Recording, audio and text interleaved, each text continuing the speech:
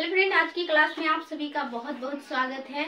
आज हम लोग का क्लास रहेगा सीडीपी का। और आप लोग जैसे कि जान रहे हैं सीटेट का नोटिफिकेशन निकल गया है, तो आप लोग को बहुत ही ज़्यादा मेहनत करने का ज़रूरी है और पढ़ाई बहुत मन से कीजिए कि ज़्यादा टाइम नहीं बचा।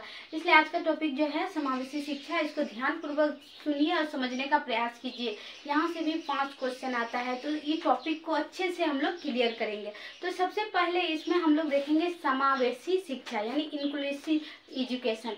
ये जो समावेशी शिक्षा है, इस शिक्षा की आवश्यकता हमें क्यों पड़ी और इस आवश्यक शिक्षा का क्या फायदा है, वो सब सारे चीज हम इसमें सीखेंगे। तो देखिए, समावेशी शिक्षा, समा मतलब अर्थ में ही इसका अर्थ स्पष्ट हो जाता है। समावेशी शिक्षा यानी समान रूप से शिक्षा। इस शिक्षा के अंतर्गत कोई भी किसी भी प्रकार का कोई भेदभाव नहीं होता है, चाहे वो दिव्यांग हो, चाहे वो दृष्टिबाधित हो, चाहे वो प्रतिभाशाली हो, चाहे वो नॉर्मल बच्चे हो, सभी के साथ समान व्यवहार किया जाता है और समान एक छत के नीचे उसको शिक्षा दी जाती है, तो वो समावेशी शिक्षा होता है। तो देखते हैं हम लोग। समावेशी शिक्षा एक ऐसी शिक्षा प्रणाली जिसमें बिना किसी भेदभाव से प्रत्येक बच्चों को शिक्षा प्रदान की जाती है। इसमें कोई भी बच्चे को कोई भेदभाव नहीं किया जाता है। इसमें सभी बच्चों के साथ अच्छे से शिक्षा दी जाती है। ये नहीं है कि वो अमीर है, ये गरीब है, ये प्रतिभाशाली है, ये डिसेबिलिटी, कोई इसमें ये नहीं है, मैटर नहीं करता है। सभी बच्चे को एक समान रूप से शिक्षा दी जाती है और ये भी एक ही छत के नीचे। इसमें देखिए, समावेशी शिक्षा में धर्म मतलब इसमें नहीं देखा जाता है कि वो कौन से धर्म से हैं, या हिंदू है या मुस्लिम है या सिख है या ईसाई है, ये कोई मैटर नहीं करता है। उसके बाद लिंग, इसमें मैटर नहीं करता है कि वो लड़की है या लड़का है। दिव्यांग, उसमें दिव्यांग है या सामान्य बच्चे हैं, ये भी मैटर नहीं करता है। और सामान्य बच्चे के लिए समान शिक्षा दी जाती है। इसमें सभी बच्चों को समान रूप से शिक्षा दी जाती है और एक ही छत के नीचे। और इस समावेशी शिक्षा में इसका जो सिस्टम होता है वो भी बच्चे के अनुरूप होता है। इसका जो बिल्डिंग होता है वो भी बच्चे के अनुरूप होते हैं। जैसे कि बिल्डिंग जो बनाया जाता है उसमें जैसे कि दिव्यांग बच्चे के लिए भी रैंप बना होता है, यानी बच्चे जैसे कि कोई आजकल का इधर में जैसे हम लोग का सामान्य स्कूल होता है, उसमें क्या होता है, सीढ़ी बना होता है, रैंप्स नहीं बना होता है। उसमें क्या होता है, डिसेबिलिटी जो बच्चे हैं वो चढ़ के जा पाएगा नहीं, तो उसमें क्या होता है, जैसे कि पॉलिटेक्निक हो गया, डीएवी स्कूल हो गया, इस सब स्कूल में क्या होता है, बच्चे डिसेबिलिटी बच्चे के लिए भी क्या होता है, रैंप बनी होती है, ताकि उसको भी एक सामान्य रूप से उसी क्लास में पहुंचाया जा सके। उसका व्हील चेयर पहुंचाने की बात रहे तो सारा चीज इजी वे उसको क्लासरूम में मिल जाए, इस प्रकार की व्यवस्था की जाती है। तो ये समावेशी शिक्षा की एक नियम होता है। तो देखिए, समावेशी शिक्षा में एक हम देख लेते हैं यहाँ पे समावेशी शिक्षा और एकीकृत शिक्षा का है कि यहाँ पे भी कंफ्यूजन कभी डालता है। तो देखिए, समावेशी शिक्षा में क्या है, सभी को मतलब सभी बच्चे को एडमिशन लेता है, वो डिसेबिलिटी हो, प्रतिभाशाली हो, गरीब हो, अमीर हो, उसमें कोई मैटर नहीं करता है। मतलब सभी प्रकार के बच्चे को एक साथ उनकी जरूरत के अनुरूप उसको तैयार किया जाता है। ठीक, तो ये रूम, उसका क्लासरूम भी उसी प्रकार का होता है, उसका बैठने का जगह भी उसी प्रकार का होता है। और समावेशी शिक्षा में जो होता है, टीचर जो होता है वो बहुत ज़्यादा सेंसिटिव होता है, क्योंकि उसको हर एक बच्चे की ध्यान और रुचि और क्षमताओं को ध्यान में रख के उसको एक ही क्लासरूम में, ऐसा नहीं है कि कोई प्रतिभाशाली है तो उसको ज़्यादा हम फोकस कर रहे हैं और जो मतलब बिलो बच्चे हैं तो उसके ऊपर ध्यान नहीं देते हैं, नहीं, उसको भी हम लोग एक ही रूम में, लेकिन उसमें भी जैसे कि किसी को दिखाई थोड़ा सा कम देता है तो उसको हम सामने बैठा देंगे, या तो फिर जैसे कि किसी को कम सुनाई पड़ता है तो हम ज्यादा जोर से बोले, उस प्रकार के मतलब शिक्षक को भी सेंसिटिव होना चाहिए उस समावेशी शिक्षा को पढ़ाने के लिए।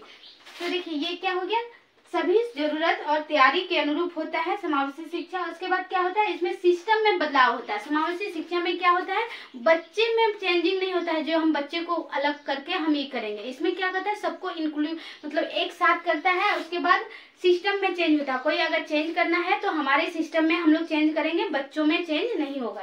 ये समावेशी का है। और ये स्पेशल क्लास की व्यवस्था नहीं करता, ये नहीं है कि प्रतिभाशाली बच्चे को या डिसेबली बच्चे को अलग से क्लास देंगे, ये नहीं, इसमें एक समान रूप से एक ही क्लास में सभी को शिक्षा दी जाती है समान रूप से।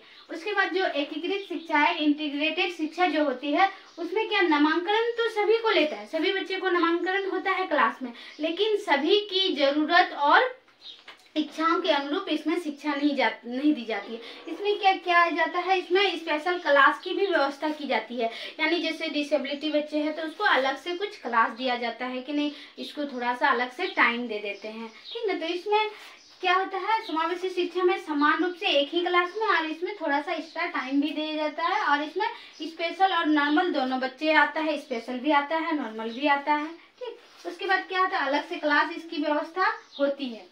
एकीकृत शिक्षा में अलग से उसको स्पेशल क्लास दी जाती है, लेकिन समावेशी शिक्षा में स्पेशल क्लास नहीं दी जाती है। तो इसको सोच सकते हैं, तो ये एकीकृत शिक्षा तो एक छोटा सा हिस्सा है और समावेशी शिक्षा एक विग्रह यानी विस्तृत भाग है, ठीक। तो ये क्लियर हो गया।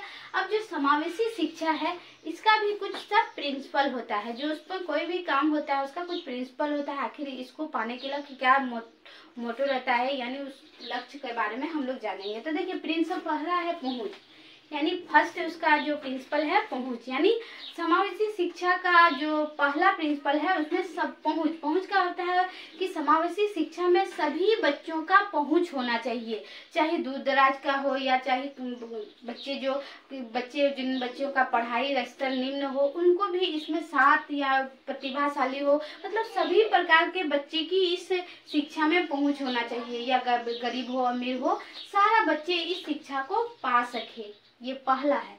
दूसरा है समता यानी इक्वलिटी। इसमें है कि समानता मतलब बच्चे को उनकी जरूरत के अनुसार उनकी शिक्षा, ये नहीं है कि उसकी रुचि कुछ अलग है हम अलग कर रहे हैं, सबकी जरूरत के अनुरूप उनमें शिक्षा दी जाती है। इसके बाद तीसरा है प्रासंगिकता। इसमें बच्चों की प्रासंगिकता यानी उसके बच्चों की जो जरूरत है उसके अनुरूप उसकी प्रासंगिकता भी इसमें सहभागी होता है। उसके बाद होता है सहभागिता। सहभागिता में हो जाएगा कि बच्चे की सहभागिता, टीचर की सहभागिता, परिवार की सहभागिता और फिर समाज की सहभागिता, यानी सभी को मिला के इस शिक्षा की व्यवस्था को सुचारू रूप से चलाया जाता है। उसके बाद पांचवा है सशक्तिकरण।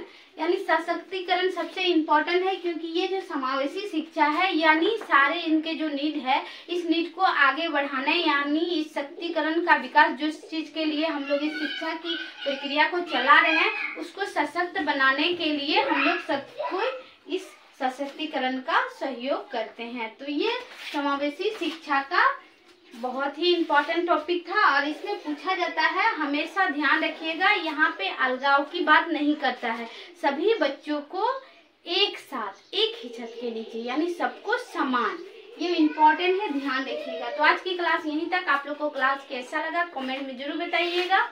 Thank you, take care.